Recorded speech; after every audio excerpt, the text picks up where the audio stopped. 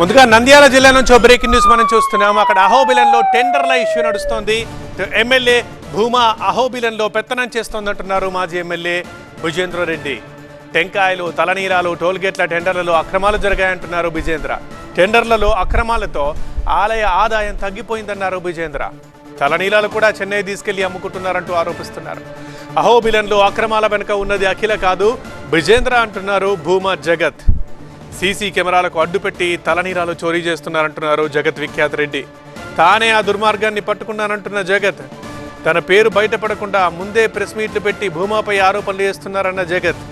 భుజేంద్రకి గతంలో వాటాలు ఇప్పుడు రావడం లేదా అని ప్రశ్నిస్తున్నారు జగత్.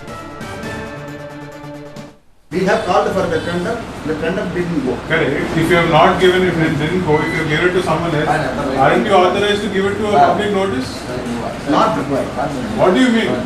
Sir, if you feel that I have to give all these violations, then you.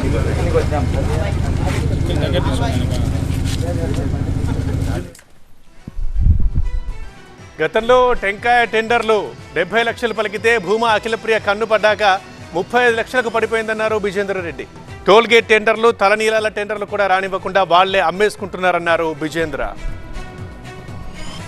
2018-19లో ఇదే కోకోనట్ టెండరు 54 లక్షలకు పోయింది.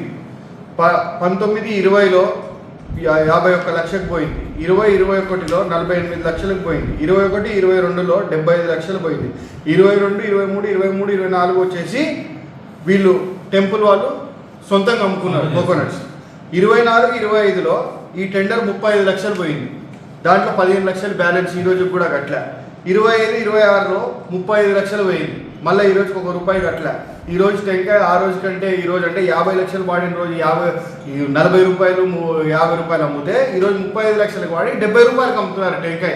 ఆఖరికి అతను ఎంట్రికలు ఎత్తుకపోయి ఇక్కడ నుంచి చెన్నైలో అమ్ముతున్నాడని మీరే చెప్తున్నారు. అంటే అంత దౌర్భాగ్య పరిస్థితి ఎందుకు వచ్చింది ఆళ్ళగడ్డలో?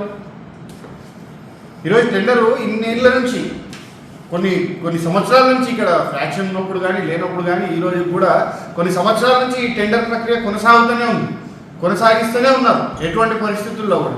మరి ఎందుకు ఇప్పుడు జరుపుకోలేక తీసుకుపోయి అహోబిలంలో ఉండాల్సిన ఎంటికలు తీసుకుపోయి అక్కడ అమ్ముకోవాల్సిన అంటే పామ్లెట్ సాంగ్లో ఎంటికలు కూడా కొట్టేసినారు. అంటే అవి వదిలేసి తను చెన్నై పోతే ఈ ఎంటికలు కూడా కొట్టేస్తాడు ఎవడో ఒకటి మీద పడి అని అది తీసుకొని పోయి చెన్నైలో అమ్ముకున్నాడు. ఇక్కడ ఇంకా టెండర్ పార్టిసిపేట్ చేయలేము, ఇవి అమ్మలేము, ఇవి ఇక్కడ వదిలేస్తే ఇవి కూడా దొంగల పాలు అయిపోతాయి, దేవునికి రావాల్సిన ఆ డబ్బులు కూడా రావాలని తీసుకుపోయి చెన్నైలో అమ్ముకునే పరిస్థితికి ఈరోజు ఆళ్ళగడ్డని దిగజార్చారు. భుజేంద్ర ఎమ్మెల్యేగా ఉన్నప్పుడు ఆలయాన్ని భ్రష్టు పట్టించారని, ఇప్పటికీ అక్కడ అరాచకాలు జరుగుతున్నాయని అన్నారు భూమా జగన్. సీసీ కెమెరాలకు అడ్డుపెట్టి తలనీలాలు ట్రక్కు ద్వారా తరలిస్తున్నారంటూ ఆరోపించారు. ఆ ట్రక్కుని తాను పట్టుకున్నందుకు భయపడి ముందుగానే తమపై బురద జల్లుతున్నారని ఆరోపించారు జగత్. దేవుడికి ఇచ్చే జుట్టుని ఈరోజు అక్రమంగా సీసీ కెమెరాలకి అడ్డం పెట్టి ఒక బండిని దొంగిలిచ్చే పరిస్థితిలో ఈరోజు అహోబిలం ఉంది. మాట్లాడుతూ ఏమంటాడు, వీళ్ళకి ఇక్కడ మేము అడ్డుకుంటున్నాం కాబట్టి పోయి తమిళనాడులో జుట్టు అమ్ముకోవాల్సిన పరిస్థితి. అది కాదు, ఇప్పుడు అడ్డంగా బయటపడ్డారు. ఈరోజు ఎవరికి తెలియకుండా అక్రమంగా ఈరోజు దొంగతనంగా ఏ విధంగా ఆయన తీసుకెళ్లే ప్రయత్నం చేశాడో ఆ విషయంలోనే ఈరోజు ఆళ్ళగడ్డ ప్రజలకి ఇక్కడ ఏం జరుగుతుందో అర్థమైంది. మరి ఎందుకు ఈ మాజీ సీఈఓకి ఇంత గంగుల నాని సపోర్ట్ చేశాడు నాకు అర్థం కావట్లేదు. ఈయనకి ఏమైనా వాటా ఉందా, దాంట్లో ఏమైనా వాటా ఇస్తున్నారా? మరి వాటా ఇవ్వకపోతే ఏం అవగాహన లేకుండా ఈరోజు ఎందుకు ప్రెస్ మీట్ పెట్టి ఈరోజు నువ్వు సాయంత్రం ప్రెస్ మీట్ పెట్టినావు, రాత్రికి దొరికినాడు.